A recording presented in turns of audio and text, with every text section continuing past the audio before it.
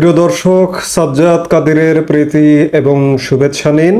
এই মুহূর্তে আপনাদের সামনে কথা বলতে এসেছি সব জল্পনা কল্পনার অবসান ঘটিয়ে পাক ভারত যুদ্ধ শুরু, এই প্রসঙ্গটি নিয়ে আপনাদের সামনে কথা বলবো। পাহেলগাঁও হামলার জবাবে ভারত মঙ্গলবার দিবাগত মধ্যরাতে অপারেশন সিঁদুর শুরু করেছে। মধ্যরাতে পাক জঙ্গ ঘাঁটি বেছে বেছে হামলা করেছে ভারত। পাকিস্তান ও পাক অধিকৃত কাশ্মীরের 9 জায়গায় জঙ্গি ঘাঁটি গুড়িয়ে দিল ভারতীয় সেনাবাহিনী। প্রত্যাঘাতের পরই এক্স হ্যান্ডেলে সেনাবাহিনীর তরফ থেকে বিষয়টি নিশ্চিত করা হয়েছে। সর্বশেষ খবর পাওয়া অনুযায়ী খতম হয়েছে 80 জঙ্গি। ইতিমধ্যেই পাকিস্তানের তরফে হামলার কথা স্বীকার করা হয়েছে। যোগ্য জবাবের হুঁশিয়ারি দিয়েছেন পাক প্রধানমন্ত্রী শাহবাজ শরীফ। পহেলগাঁও হামলার পরই পাল্টা জবাব দেওয়ার হুঁশিয়ারি দিয়েছিল ভারত। পাকিস্তানের উপর চাপ বাড়াতে একাধিক চুক্তি বাতিল করা হয়েছে। এরই মাঝে মঙ্গলবার পহেলগাঁওয়ের বদলা অপারেশন সিঁদুর ভারতীয় সেনাবাহিনীর। গভীর রাতে পাকিস্তান ও পাক অধিকৃত কাশ্মীরের 9 জায়গায় জঙ্গি ঘাঁটি গুড়িয়ে দেয় ভারতীয় ক্ষেপণাস্ত্র। জানা গেছে বহালপুরে জৈশ-ই মোহাম্মদ, মুরাক্কায় লস্করি তৈয়বা ও হিজবুল মুজাহিদিনের সদর দপ্তর গুড়িয়ে দেওয়া হয়েছে বলে খবর। গোটা অপারেশনের নজরদারিতে ছিলেন প্রধানমন্ত্রী নরেন্দ্র মোদী। রাতেই প্রতিরক্ষা মন্ত্রকের তরফে হামলার বিবৃতি দেওয়া হয়েছে। তাতে জানানো হয়েছে পাকিস্তান এবং পাক অধিকৃত জম্মু কাশ্মীরের 9টি জায়গায় জঙ্গি পরিকাঠামো লক্ষ্য করে প্রিসিশন স্ট্রাইক করা হয়েছে। যেসব জায়গায় বসে ভারতে সন্ত্রাসবাদী হানার পরিকল্পনা হয়েছিল এবং নির্দেশ দেওয়া হয়েছিল, সেখানে ভারত আঘাত হেনেছে। অপারেশন সিঁদুরের পরেই এক্স হ্যান্ডেলে প্রতিরক্ষা মন্ত্রী রাজনাথ সিং লিখেছেন, ভারত মাতা কি জয়। এদিকে রাতেই হামলার কথা স্বীকার করেছে পাকিস্তান। পাক সেনাবাহিনীর পক্ষ থেকে এই হামলাকে কাপুরুষোচিত বলে তোপ দাগানো হয়েছে। পাক প্রধানমন্ত্রী শাহবাজ শরীফ পাল্টা যোগ্য জবাব এর হুঁশিয়ারি দিয়েছেন। অর্থাৎ যেটি মনে হচ্ছিল যে কূটনীতি হয়তো থামিয়ে দেবে, কিন্তু গতকালকের পরিবেশ পরিস্থিতি দেখে মনে হচ্ছিল যে কোনো মুহূর্তে হামলা হবে। তবে এই ধারণাটা ছিল যে পাকিস্তান আগে হামলা করবে, কিন্তু আসলে সত্যিই পাকিস্তানই আগে হামলা করেছে। এই যে পহেলগাঁও হামলাটা হয়েছে 22 এপ্রিল, 24 তারিখ থেকে ভারতের বিভিন্ন সীমান্ত অঞ্চলে পাকিস্তান বাহিনী ভারতীয় বাহিনী লক্ষ্য করে গুলি, এবং গতকালকেও নাকি কামানের গুলি করা হয়েছে পাকিস্তানের পক্ষ থেকে। তারপরে ভারত হামলা করেছে। ভারত এটিকে বলবো যে যথাযোগ্য জবাব, উপযুক্ত জবাব। কারণ পাকিস্তানের বাড়াটা এত বাড়া, পাকিস্তান নিজেরা তো সন্ত্রাস লালন করেই, এমনকি কোনো দেশকেও প্ররোচনা দেয়।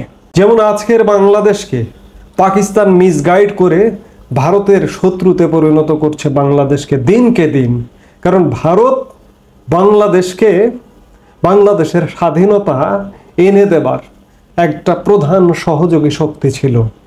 কাজেই ভারত কখনো চাইবে না যে বাংলাদেশের কোনো ক্ষতি হোক, বাংলাদেশের কোনো খারাপ হোক।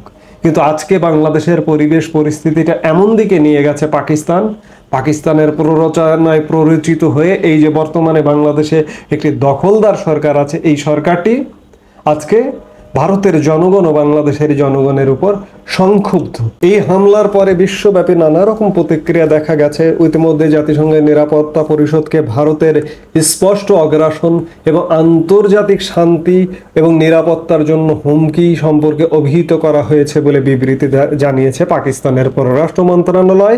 এতে বলা হয়েছে, জাতিসংঘ নিরাপত্তা পরিষদকে অবহিত করা হয়েছে যে জাতিসংঘ সনদের 51 অনুচ্ছেদের আত্মরক্ষার অধিকার অনুযায়ী পছন্দের সময় এবং স্থানে এই অগ্রাসনের যথাযথভাবে জবাব দেওয়ার অধিকার রয়েছে পাকিস্তানের। এদিকে মার্কিন যুক্তরাষ্ট্রের মার্কিন পররাষ্ট্রমন্ত্রী মার্কো রুবিও জানিয়েছেন, পরিস্থিতি নিবিড়ভাবে পর্যবেক্ষণ করছে মার্কিন যুক্তরাষ্ট্র। আমরা যে মুহূর্তে কথা বলছি সেই মুহূর্তে ইতিমধ্যেই পাকিস্তানের শীর্ষ নিরাপত্তা কমিটির বৈঠক চলছে। এই বৈঠকের পরবর্তীতে পাকিস্তান নিশ্চয়ই পাল্টা জবাব দেবার একটা ব্যবস্থা করবে। কূটনীতিকরা বলছেন, বিশেষজ্ঞরা বলছেন যে দুই দেশের নেতারা এই যুদ্ধের মাধ্যমে ইতিমধ্যে একটা বড় ধরনের ঝুঁকি নিয়ে ফেললেন এবং ভারত পাকিস্তান প্রভাবও ইতিমধ্যে শুরু হয়ে গেছে। ভারত পাকিস্তান সীমান্ত অঞ্চলে বিমান চলাচল বন্ধ। গতকালকে আমরা বলেছিলাম যে আন্তর্জাতিক ফ্লাইটগুলো পাকিস্তান সীমা অতিক্রম করে সীমার বাইরে, পাকিস্তানের আকাশের বাইরে দিয়ে দিল্লিতে গিয়ে পৌঁছাচ্ছে, এমনটা বলেছিলাম। আজকে ইতিমধ্যেই সেগুলো আরও বেশি তৎপর হয়েছে এবং পাকিস্তানের সব ধরনের বিমান পাকিস্তানের মাটি থেকে আকাশে উঠতে নিষেধাজ্ঞা দেওয়া হয়েছে। ভারতের সেনাবাহিনীর এক্স হ্যান্ডেলে দেওয়া এক পোস্টে দাবি করেছে ভারত শাসিত কাশ্মীর পুঞ্জ রাজৌর এলাকার ভীমবার গলিতে কামান থেকে গোলা নিক্ষেপ করেছে পাকিস্তান। এর আগে ভারতের দুটি বিমান এবং একটি ড্রোন ভূপাতিত করার দাবি করেছে পাকিস্তান। অর্থাৎ ভারত পাকিস্তান যুদ্ধটা কোনোভাবেই এড়ানো গেল না, কারণ কূটনীতি ইতিমধ্যেই ফেল করলো বলেই মনে হচ্ছে। আমরা মঙ্গলবার দিবাগত মধ্যরাতে একটা হামলা দেখলাম এবং এই হামলাটার শেষ কোথায়? এই হামলাটা কি, এই যুদ্ধটা কি দীর্ঘস্থায়ী হবে এবং বড় যুদ্ধ হবে?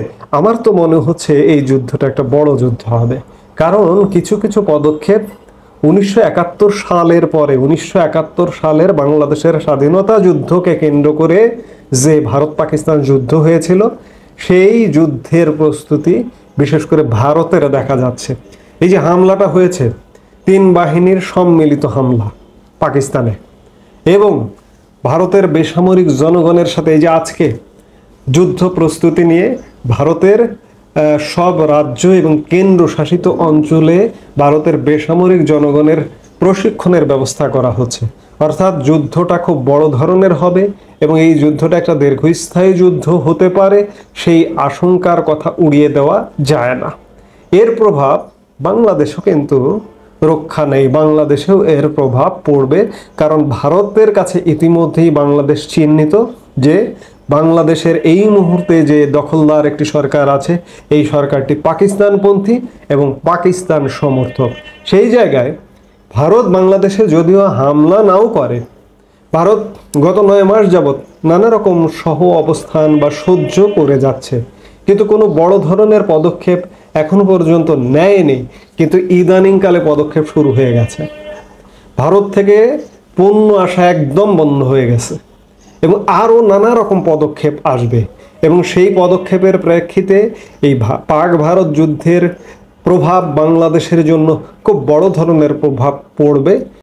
এই মুহূর্তে এ পর্যন্তই। সবাই ভালো থাকুন, সুস্থ থাকুন।